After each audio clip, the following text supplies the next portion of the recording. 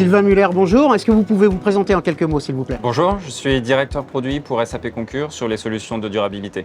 D'accord, très bien. Alors, vous êtes la bonne personne puisque votre entreprise, SAP Concur, vient de réaliser une enquête qui, auprès de 2500 travel managers et voyageurs d'affaires, sur précisément la durabilité dans le voyage d'affaires.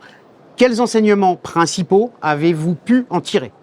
La première conclusion, c'est que 99% des entreprises souhaitent avoir un programme de voyage durable.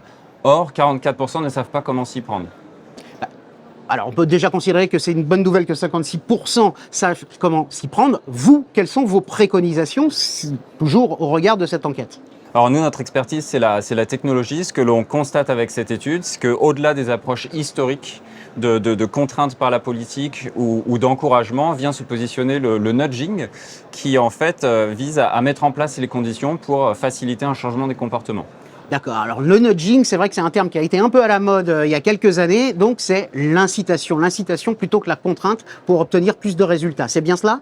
C'est ça, par des petits leviers d'affichage d'informations, de précision des calculs d'émissions, par exemple, à l'écran, ou encore la mise en place de configurations par défaut qui vont justement encourager ses salariés à avoir des choix plus responsables. C'est-à-dire que par la simple présentation différente sur un écran des options de voyage, eh bien, on obtient des résultats différents. On en est sûr de ça? Absolument. Et d'ailleurs, Tourisme Mobile a fait une étude il y a quelques années qui a abouti à la conclusion que, effectivement, en mettant par exemple une option de voyage, un mode de transport en vert par rapport à un autre, eh bien, ce mode de transport-là sera adopté de façon privilégiée par les salariés. C'est magique.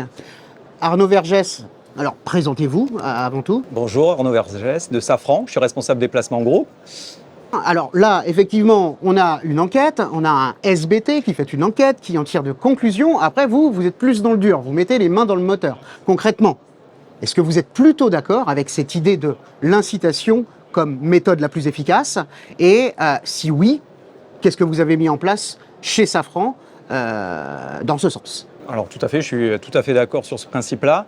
Donc nous mesurons côté Safran l'empreinte carbone des déplacements professionnels depuis plus d'1 an. C'est la première chose à faire. Voilà, tout à fait. Donc la mesure, c'était la base. Donc nous disposons de la mesure sur l'empreinte carbone de l'ensemble des déplacements professionnels sur toutes les catégories de voyage depuis fin 2021. Et donc à partir de là, nous avons mis en place un plan d'action de décarbonation. Il est en place depuis 1 an. Et donc moi je dirais que pour obtenir l'adhésion complète des voyageurs Safran sur le sujet, il y a 4 étapes. La première, c'est l'information. Donc nous leur avons communiqué le plan d'action de décarbonation sur le voyage d'affaires. L'information, le 2. Ensuite, donc, également, nous avons publié une charte des 7 principes pour un voyage plus éco-responsable. Donc ça, c'est la première étape, l'information. La deuxième étape, c'est la proposition. Dans les outils de réservation en ligne, nous avons proposé un ensemble de moyens décarbonés sur l'ensemble des catégories, de l'aérien vers le rail, vers l'hôtel, la location courte durée de véhicules et également le taxi. Ensuite, donc ça, c'est la deuxième étape. La troisième étape, donc ces 2 premières étapes sont déjà franchies de notre côté Safran. La troisième étape, c'est la responsabilisation. Donc nous voulons responsabiliser le collaborateur dans cet objectif de décarbonation en 2030, qui est de moins 50% d'empreinte carbone en 2030 par rapport à 2018 sur le voyage d'affaires. Et donc la responsabilisation, c'est quoi? C'est leur diffuser de manière mensuelle des bilans carbone individuels pour qu'ils sachent quelle empreinte carbone ils ont émis le mois passé sur leur voyage et depuis le début de l'année également. Donc ça, c'est une étape, cette troisième étape que nous franchirons en fin d'année. Et enfin, dernière étape. À titre individuel, donc. Tout à fait, exactement. Donc, d'où cette idée de responsabilisation collective, mais également individuelle, avec éventuellement de la gamification Alors, exactement, mais ça sera la 4e étape. La 4e étape, c'est challenger. Donc, nous voulons challenger les collaborateurs, les voyageurs dans l'utilisation des produits qu'ils réservent dans les outils de réservation en ligne. Je compte sur les OBT, donc les Online Booking Tools, les outils de réservation en ligne, pour justement challenger les voyageurs dans leur shopping de produits qu'ils effectuent dans ces outils.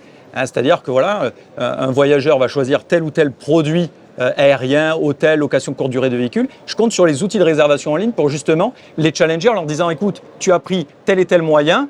Si tu avais pris tel autre moyen, tu aurais pu réduire de moins 15, moins 20, moins 30% l'empreinte carbone. » Bon, voilà Sylvain, vous avez entendu Arnaud, vous savez ce qu'il vous reste à faire. Je vous remercie tous les deux. Merci beaucoup. Merci.